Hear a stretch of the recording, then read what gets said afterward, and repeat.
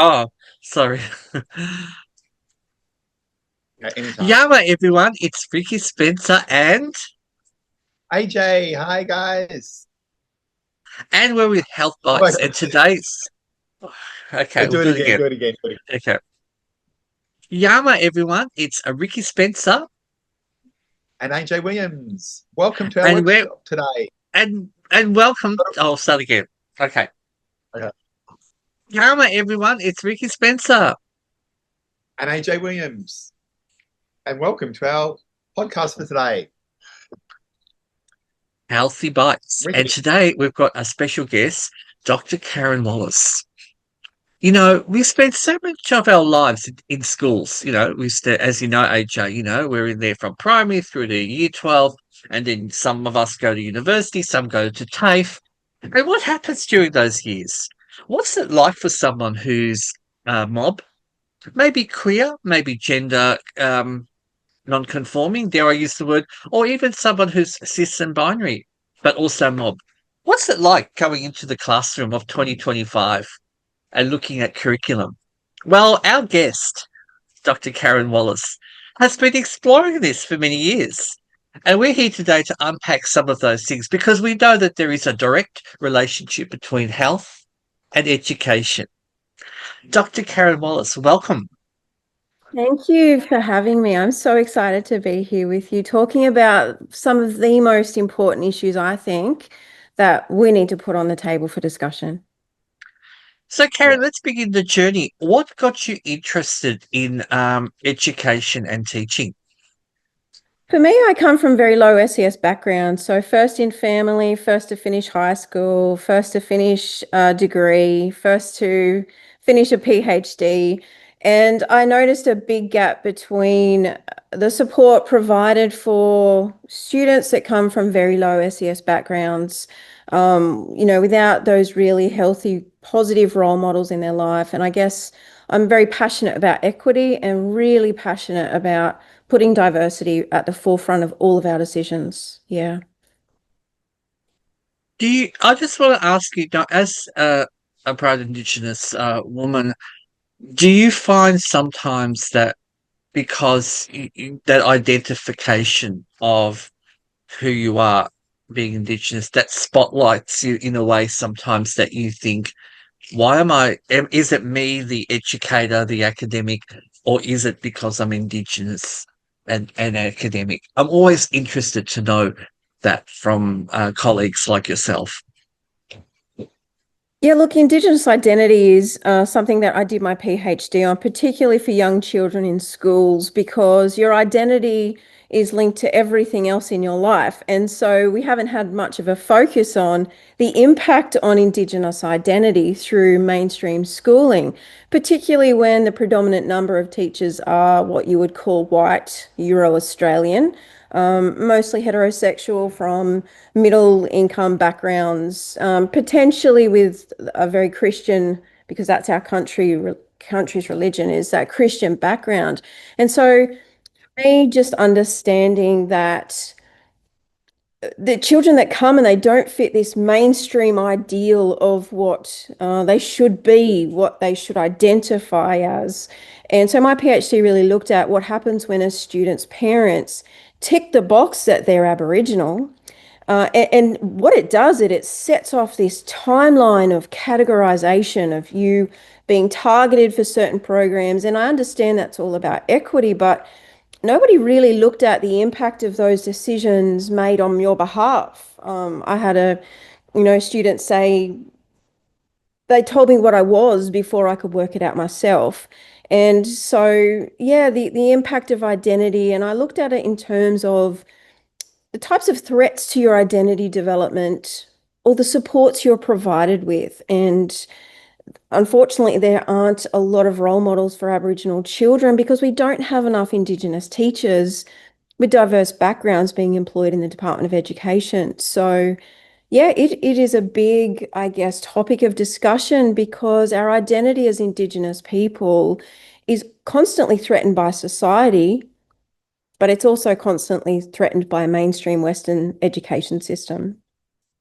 So for me personally, my family are from the Riley, Nolan, and Williams families from Wellington, but I also have a non-Aboriginal background as well. And so I'm quite proud of my diverse background. And sometimes being an Indigenous academic, it's almost like you're not allowed to be diverse. You have to fit within the binary. And that's what I constantly challenge as well in my work, is to say we are much more diverse than a homogenous pan-Aboriginal group. We come from all different types of backgrounds, and I have Aboriginal colleagues who have a Muslim religion background as well, and they, Punjabi background and an Indigenous, transgender background. So we need to open our minds a little bit more to the fact that we are still adapting and resilient. And so we can absolutely celebrate our diversity, and it should be celebrated. Do you think that teachers sometimes struggle to, when they're, and I'm talking about in primary and secondary, that they may have students in their classroom already that they have identified as ticking the Aboriginal and Torres Strait Islander flag, and then they inadvertently or advertently always go to those students when any issue comes up in relation to Indigenous curriculum? And from your experience, is that a good thing or is that problematic? Look, there are some real big issues out there at the moment, and it partly because we're labelled as a homogenous group. And so my thesis looked at urban kids in schools, and what's not considered in reality is that the majority of our students live on the east coast of New South Wales, in New South Wales, and most of our Indigenous people are in urban centres. And a lot of our Indigenous children don't know where they're from. They're descendants of the stolen generations. And we need to understand and consider that there's been a certificate of exemption where Aboriginal people took that on board to identify as white to be able to get white jobs and white employment. And so you're looking at a whole new generation of descendants from the stolen generations era. And they are only just identifying, they're only just finding out their heritage. And so they're going on a completely different journey of identification compared to, say, my mother's generation or my grandmother's generation. And that's not considered very well in terms of education. We've also got issues where, Indigenous programs and things like that. So, for example, Ricki, if you were in a class in year 6 or 7 and you identified as Aboriginal, or your parents ticked the box for you, you would be taken out of class. You might be taken out of maths class to do dance, or you might have been taken out of literacy groups to be able to go and do weaving. And all of that impact, particularly around, students who are being taken out of physics classes to go to an Indigenous dance or Dig Day, they're missing out on that education as well. So we've got this clash of Western culture versus Indigenous supporting identity. And it's a big issue, I think, out there in the schools, because we do want our Aboriginal children to succeed in education, but not at the cost of their identity. So there's some big issues. And when a child is ticked a box on those Indigenous forms, you identify as Aboriginal, and we do have that 3-part criteria. You do have to have your lineage. You do have to be accepted by the community where you live as being Aboriginal, and you have to self-identify. Children can't self-identify at 5 with a real understanding of what being Aboriginal means in this country. And so that identity process of being accepted by mob for who you are and for your Aboriginality can be very problematic when you bring in things like lateral violence, which is where I've just written a paper about identity policing, where I measure you up against a standard of what I think Aboriginal should be, and therefore I might target you differently if you don't measure up to what my standards of being Aboriginal is. So this discussion about what does it mean to be Aboriginal in today's society, in our Australian society and education system today, I think is a discussion that we need to have on a broader level, particularly around our diverse students who there's not enough research even now around our Indigenous students who have disabilities or are neurodivergent. They're being put in behavioural classes or targeted for their bad behaviour when it could be simply undiagnosed health and medical needs that are just, you know yourself, I guess, going for an autism assessment for your child can cost up to $3,000 today. And our Indigenous families who are very low SES may not be able to afford the process of going to the doctor and the travel and the costs associated. So a lot more research needs to be done, I feel, around this because, and this is coming from my community, my Aboriginal community have called out this. I spoke to them last term for school, and I said, what would you want us to research? And they said, we need to understand how many of our children have disabilities or neurodivergence, the hidden disabilities, because the way they're being treated in classrooms today is highly dependent on the understanding of their background. So we have a lot of issues out there in the schools today, I feel, and a lot of it centers around identity. Why don't you think that the education department has got on board and liaising with universities in teaching teachers this stuff, so that when teachers actually are in a classroom with students, that they're aware of the needs of all students, not just a small little group? Yeah, do you think? great question. Great question. So, I guess what we have is the majority of our teachers are non-Aboriginal. The majority in Australia are non-Aboriginal, and you know yourself, when you don't have diverse perspectives, it's a very, very binary world. It's either you're Aboriginal or you're not, and so we need to have diverse teachers in our schools. So I think funding has a lot to do with it, but in my thesis, I did a bit of a review around, and a lot of my participants were saying we're not trained enough to know the diversity. We get trained, we get 12 weeks on a course that's mandatory. We don't have enough teaching around Indigenous perspectives and Indigenous voices. So generally in university courses, you might have week 8's the Indigenous week, and it might be a perspective, and it's very limited. You might get a 1 hour lecture, or even now just maybe a class, a 2 hour class trying to talk about some of these issues. But in reality, we don't know how many Aboriginal children are out there. Our identity, we're over 1 million Aboriginal people in our country now. And that we don't know how many Aboriginal students are actually identified or not because of that process. And so I have students in my classroom as well who I might have 7 students in my class who are Aboriginal, and they're too scared to identify. They're too scared because racism is very rampant across our whole education system. And they will often work with me for 12 weeks and then finally feel the safety to say, hey, I just want to tell you that I feel safe in your class. You make me feel safe. I want to let you know that I'm on the journey to identifying really proudly to be Aboriginal, but it's going to take time. So we need, I guess, more focus on putting Aboriginal issues, perspectives, and sovereignty at the forefront of everything we do in education. And unfortunately, it's often thought of as an afterthought.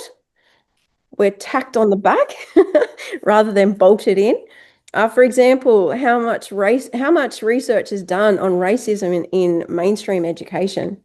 Where are our big longitudinal studies around racism and discrimination against Aboriginal students across our whole education sector? We're still waiting for that. So, and it's happening, it will happen. But I feel as a teacher myself, and the reason I came into university is I felt like I could have more impact on the teachers going out into schools at the policy level rather than in the classroom, which I do miss. But I'm not sure if that answers your question, but it's certainly, we need work on this. We absolutely need work. I would love to see a longitudinal audit, external, independent review of how our education system impacts Indigenous identity and the longitudinal ramifications of that later on in life. So, yourself, school impacted on your identity. What has it meant for you? And I'd love to see more research done on that. Do you think there's teachers out there that really want to make changes but are just too scared to make that change? Like, I don't want to get it wrong, so thus I do nothing? Absolutely. So the biggest, particularly because I have been researching and I've been working in the Aboriginal education space for a long time, and I've been working with undergraduate teachers for a long time as well.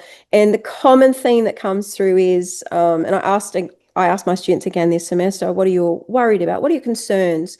One, that I might offend Aboriginal people. Two, I might get it wrong and make mistakes. And three, what if I don't know enough and I let the Aboriginal children slip through the gaps and then I'm recreating the past? I'm doing exactly what teachers have done for centuries, and I don't want any of my Indigenous students to slip through the gaps. So they're the main, I guess, concerns and worries that teachers have that I work with out in the schools and in the university.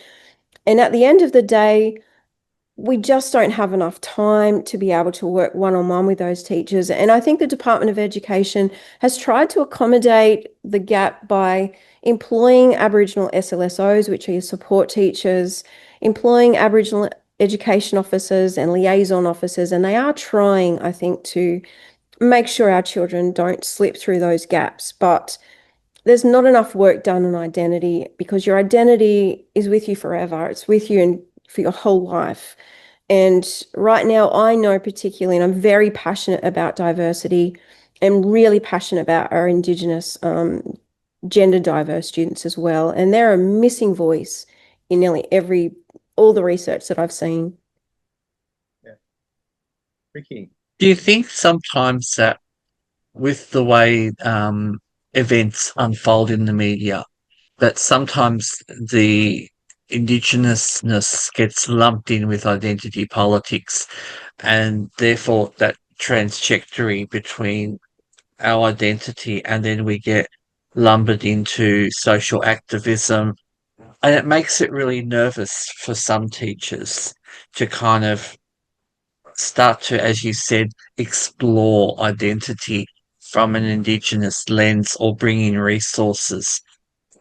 Do you feel, and this is something that I'm struggling with, in Australia, in our university systems, in teacher education, y- there is very little focus when it comes to understanding Aboriginal education and its meanings. What would you like to see changed? Yeah, look, I just sat with Uncle John Lester with my students this week, and you know, he worked very hard to change policies and practice 40 years ago. And so it's these little tiny steps of change that Aboriginal people have stood up to try and change the system. And unfortunately, Aboriginal education, I've found a few things in my own research that a lot comes down to funding. When you've got, you know, a Dig player that's coming into a school and they're charging $10,000 for half an hour a week for one term, put your money where your mouth is really how I'm feeling. We're not funding Aboriginal education like it should be funded, or it's not being transparently reported on, and it's not being, I guess, put where students really need it. We haven't even asked our parents or our community, where would you like to see the money go? And that's power. That's where the power is in the schools, is that through the local schools, local decision making through the Gillard government, principals are in charge of all of those decision-making powers to do with funding, and we are increasing Indigenous principals, but very, very slowly. And so what my research has found is that the people making these big decisions about where the funding should go and what we should have in Aboriginal education, whether we have a yarning circle made out of sandstone blocks, do we have Indigenous themed cushions, do we employ deadly science? All of those decisions are generally made by non-Aboriginal principals who try to consult with the AECG or try to consult with Indigenous people, but we also know how time limited they are in those decision-making processes. So I would like to see more Aboriginal leadership and sovereignty in those decision-making processes. I feel like if you're going to make decisions based on Indigenous funding, you need to go and consult with multiple diverse communities to have a more accurate perspective, and it should be Aboriginal led. Aboriginal people should be leading those decisions. If it's to do with their children and their funding and their longitudinal impact then Aboriginal people should be at the forefront of those discussions. I think that's incredible. I was just thinking as you were speaking, and you hit something to me that resonated, and when you mentioned deadly science, because I had this image of, wouldn't it be wonderful if there could be fueled some funding into creating a block of unit called deadly science, for year 9 and year 10, that they can choose as an elective. But also, as you said, not just sort of get a white person's perspective, but actually hire people from community elders to come together and give cultural sovereignty to that unit, where they can control the information in terms of what gets into the curriculum, so that kids can learn and appreciate. We keep talking about, we've got to fuel courses that are around towards careers, but for me, understanding how Indigenous ways of knowledge and learnings and people can fall in love, with science from First Nation, and that can lead to sustainability. So why is it that, Karen, that that I guess the Australian curriculum, dare I say that big word, that even all the states, that they still don't consider developing that? Is it a too hard basket? Yeah, look, that's really an intersectional, very deep question, Ricki. I love it. In fact, that's probably someone's PhD. That'd be a great PhD question to chase up. For me, from what I've seen in my journey and working with my undergraduate students and working with Indigenous students out in the classrooms, but also at university, they're very passionate about wanting to learn more. And particularly those who have come from disconnected, broken families. And I'm really, really passionate about out-of-home care children who, of no fault of their own, have lost their connection to country and culture and kin. And so I have students who are absolutely passionate and they're desperate. They want to know more about what it means to be Gamilaroi, or what it means to be Wiradjuri. What does that mean? What is my history? Who am I if I am from the Wiradjuri bloodline? And so I guess that's where the complexity of our Indigenous knowledges and families intersects with this very rigid Western system. Even when you're doing and you're talking about Aboriginal education, even now it's localized. If you're a Wiradjuri student and you're on a Awabakal land, you only get taught a Awabakal language. You don't get taught your language of your family. And I think that's a bit sad. I think that's very sad for a child. Yes, it's great that they're learning a Awabakal language, but wouldn't it be fabulous if they could pick up some of these wonderful courses? Imagine going into school knowing that you're doing a whole course based on Wiradjuri culture, language, community, and you get to Skype in with role models and scientists and environmental rangers who are a Wiradjuri background. I'm going to jump in before AJ jumps in, because something that's burning in me deeply, and this comes back to my days when I was doing my Masters of Ed at Melbourne Uni. And I wrote a paper on why we have such a dominance on the unit English, and we have that cross there. Why could we not have a unit on Aboriginal English or Aboriginal language and culture? Why are we not ready to embrace that? Because we make it mandatory for every student that they must pass English. But could you envisage, sorry, Karen, I'm going to put it to you, could you envisage a day where we could have that students that really embrace Indigenous learnings and language? So it's oral language, it's through song lines. Do you think in 2026 and beyond, we could be ready for that? I guess you hit the nail on the head there, Ricki, is what is the purpose of our education system? And this is where we have another cultural clash. It is a massive clash between the Western system of what education is purposed for, to be a good civil, sorry, I lost my words, a good citizen of the Australian nation state, and to get employment, get a job, contribute to society, absolutely come under the Constitution, make sure you're a good citizen of the Constitution, versus what Indigenous people see as the purpose of education. And ours is very relational. It's all to do with family connections and benefiting the whole community, which is why Indigenous business is now going through the roof, over $60 million worth. We've superseded the timber industry here in Australia.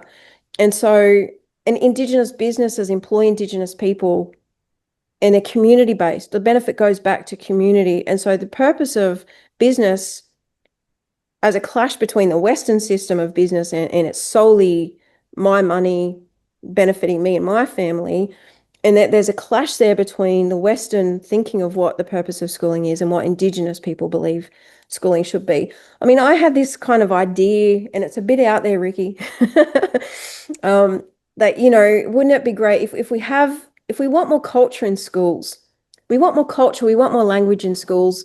If the Department of Education was really, really committed to increasing that, then we could actually set up a whole HSC subject and a university degree, because we're thinking about our kids in careers, CEOs of businesses. We could set up a whole pathway to do an Indigenous degree, an Indigenous education system, an Indigenous apprentice, and then we employ those cultural experts to go back into schools. And it's this cycle of, let's learn our culture, let's take our culture back into the school system and teach everybody.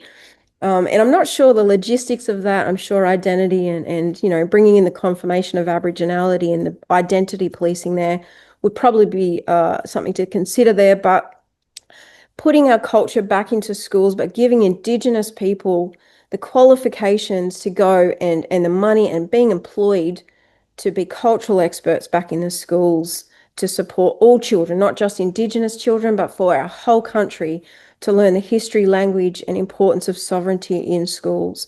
That's just an idea that, imagine. Yeah. Ricki did ask you, can you get this done by 2026? Well, I don't know about that one. But it is a passion of mine. I really think, if I've got students in my class who come from all sorts of different places from Australia, they should be learning about their own identity and their own history of where they've come from and where their family are from. And we just don't have enough resources or time. And most of our non-Aboriginal teachers still have that implicit bias that comes from a level and a lens of eugenics, which means that Indigenous people are often viewed as deficit or inferior, and so our cultures are inferior to the Western standards. So we've got a lot to deal with out there in Aboriginal education, and I honestly have hope that moving forward with discussions like you're bringing to the table, Ricki, around that, if we don't talk about it, it will never happen. And so my hope is that bringing these discussions to the table and letting our elders lead the way might be something that will help change our education system eventually. I think one thing that is lacking in the education system with teachers, in the teaching of it, is the trauma-informed practice that they need to actually be aware of. And I'm just thinking just little things, like if we say that Aboriginal kids, there's a high proportion that are out of home care, having a teacher go, oh, we want you to do case studies on your family, and let's talk about your family, and do genograms. And I've seen so many young Aboriginal kids stressed out and upset because I don't know my family, I don't live with them yet. Or the tokenism that things start to appear in the course. Like, let's do a debate about whether or not the stolen generations were a good thing. So not only then do you start traumatizing the Aboriginal kids in the room, but we're not actually looking at the trauma-informed practices of, and a lot of think that has to do with teachers not knowing the exact history either, or how recent in history some of this stuff really truly actually is. Like you did say, this is the Aboriginal kids self to get to year 12, the first to go to TAFE or uni, the first to often have their first businesses. I don't know whether all teachers know that basic things. I don't know if all lecturers know that. I don't know if a lecturer knows that this might be the first kid in their whole community ever to finish year 12 last year, and this is their first year at uni, and they're sitting right here, right in front of me right now. And if they did, I'm not sure what they know. They would know what to do with it. So. Yeah, that's a great point, AJ. I love it actually because I do come from a trauma-informed background. I'm really passionate about that as well. I have students that come into my classroom, domestic violence, family violence. I've got students even at university who don't have a laptop. They're using their phone. They're in a homeless shelter. They've lost everything. I've had students who have been impacted by a family suicide. The amount of trauma that's in my classroom at any one given point in time is something that I really consider. So I know myself, a lot of our assessments that we do and a lot of the way we teach doesn't consider at all that we have students with trauma backgrounds sitting in our classrooms. And all I'm doing if I create these, singling them out, like you said, AJ, I'm just creating more stress and impact on those people. So from an Aboriginal point of view, our culture is all about care. It's about loving and caring and connecting. And if I truly care about my brother, then I might want to know what he's going through. And so for me personally, I see this all the time and I challenge it whenever I can. For example, I was working with a school, it was a primary school at the time, and they have these, I guess we call them hidden curriculum activities. So they might have a thing called Mother's Day or Father's Day stalls. And I really challenged my school, the school I was working at, to say, wait a second, you've got students in out-of-home care, they've lost their mum. You've got students from out-of-home care, lost their dad. You've got students who live with their grandparents. You've got students with two dads. I've got a student who has got a transgender mother. You putting these activities and we've got students with no money coming. And it got to a point where there were about 3 or 4 little children sitting up waiting. They weren't allowed to buy anything at the stall because they didn't have any money and they were crying and that stuff is impacting. Sticks and stones may break your bones, but names will never hurt you is totally opposite. You remember the things that impacted on your identity. To single you out as less than or not, that social exclusion has a massive impact, a lifelong impact on a child's psychology, on their health, on their mental health, emotional health, self-esteem.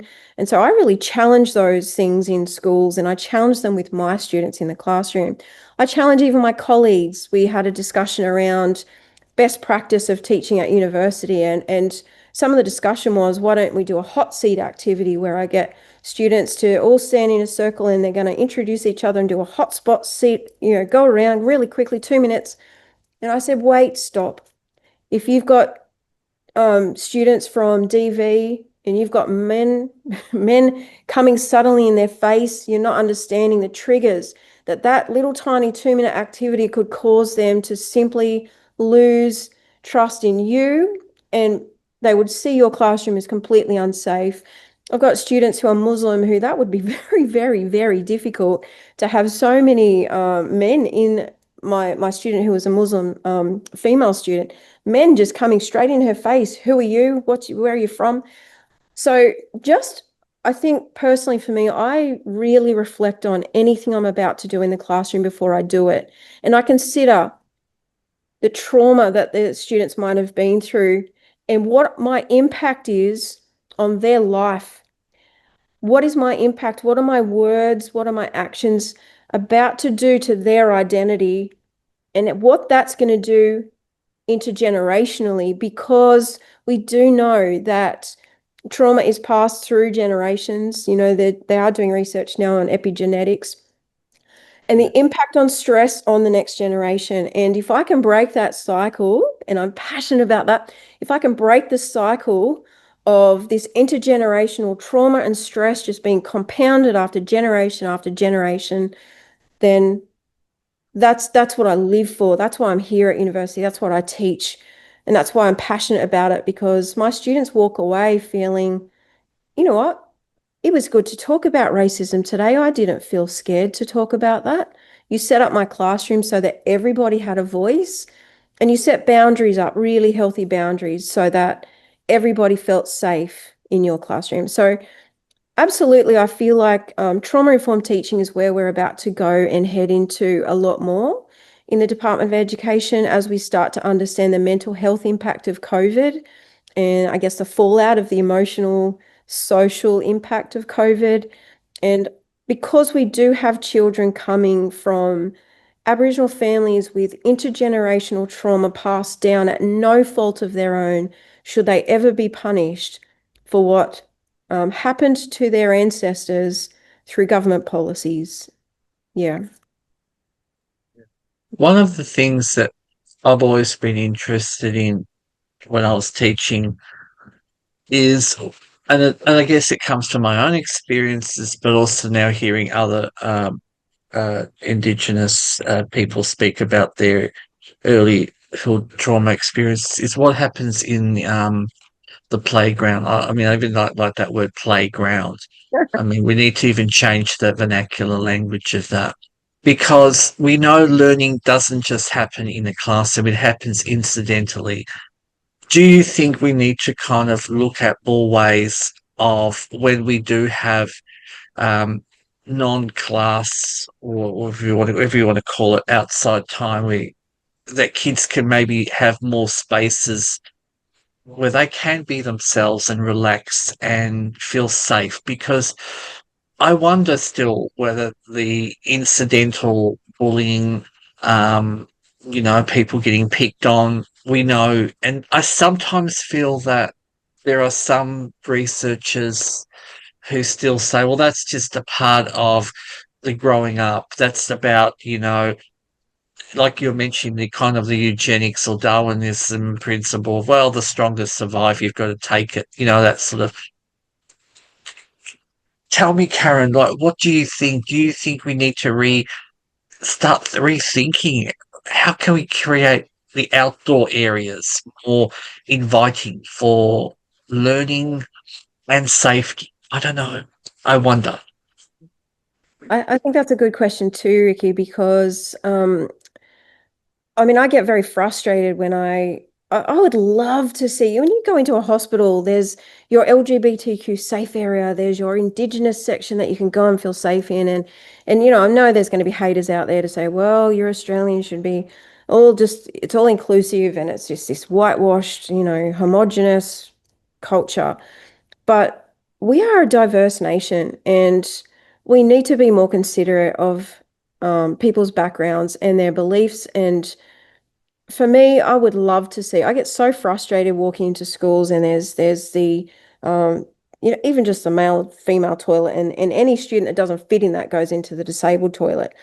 Um, and so the Department of Education does tend to categorize quite well student backgrounds. I would just love to see a bit more consideration of the social impact on our students' identities. And it differs depending on location. If you're in a very remote school, you've got 100%, 80 to 100% Indigenous population there, so they are the majority.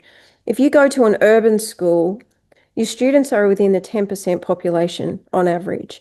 That means that they are the absolute minority in that school. And so there's a different setup there for students, I think, socially. They're not as supported. They're very much on their own, and they're trying to survive as an Aboriginal student on their own in amongst 20 other students in their classroom alone. So I think having more Aboriginal role models out there, some really healthy boundaries, and we need to start to address racism at a greater level. We are not doing enough.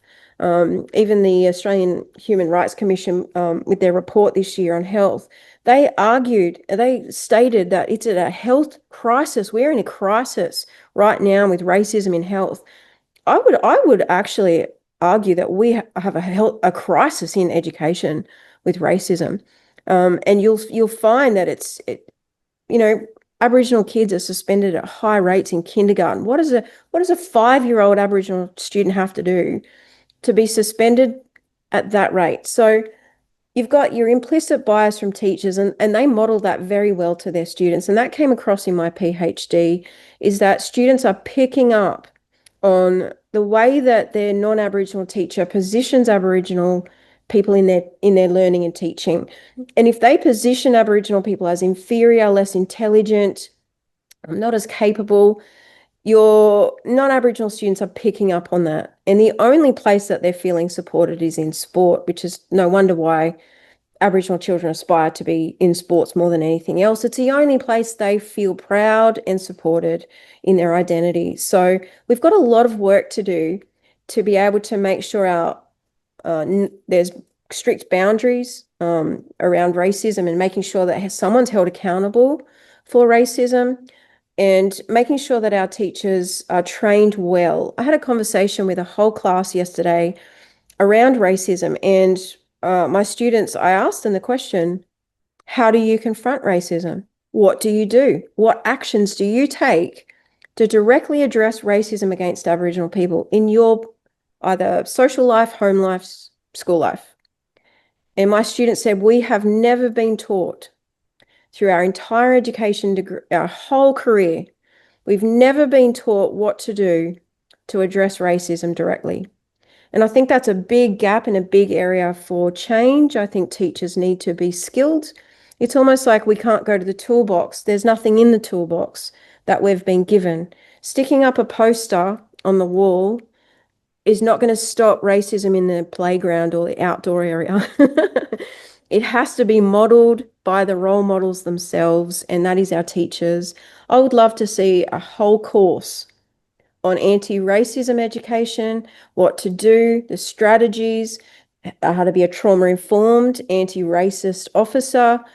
I would love to see a whole course developed by every university, have a mandated course for anti-racism, not just against, Aboriginal people, but racism against all types of diverse identities.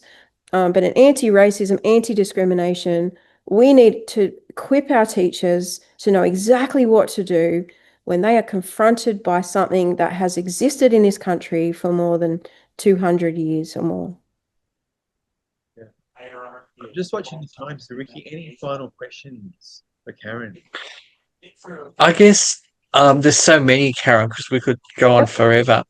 But I guess what's the one message that, for our listeners, if they want to make a change tomorrow, they've listened to what you said, what can they do, whether it be a teacher, a parent, just somebody from the community, anyone from the community? What sort of takeaway can you say to make a change for the world? That's a big one in one sentence, Ricki. For me, I guess I take it as cultural humility. Let go of your pride.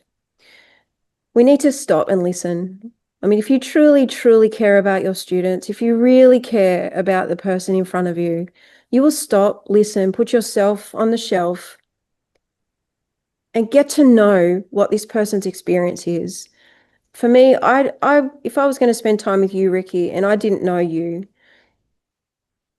I would want to spend time listening to your story and listening to what you've been through. I want to know what happened to you. I want to know how that impacted on you, how that makes you feel today, and what you need from me to be able to be the best you that you can be. Because you matter. There's only one of you that ever was or ever will be here on this planet at this time in 2025. And for me, you are here on this earth. You matter. You're connected. You're human. Whatever I do to you impacts on me as another human. So I feel that me taking time to get to know you, your identity, your feelings, thoughts, values, beliefs, and really valuing you as a unique, wonderful contribution and gift to this earth. I think that's what we've lost in teaching, and I think we need to put the humanity back into a system that took humanity out of it. I just think it's been incredible. And, for our listeners, we've taken you on a journey, a bite of one bit of the apple of health, and we've explored the Indigenous ways of being and knowing in education. And I hope everyone who's listening, Google's Dr. Karen Wallace, great research, wonderful articles. Please, and if Karen, people in the community who are doing research and they want to connect with you, can they connect with you if they're interested in doing a PhD or that they're doing some research in maybe a remote area of the country in education? Would you like to hear from our community listeners? Absolutely. I'm absolutely here to help. And I'm all about community benefit. It's the ideas have to come from our community and they have to benefit our community. So it all starts with listening. Absolutely. So guys, I want to say thank Dr. Karen for joining us today, and we'll see you guys at the next podcast. Bye.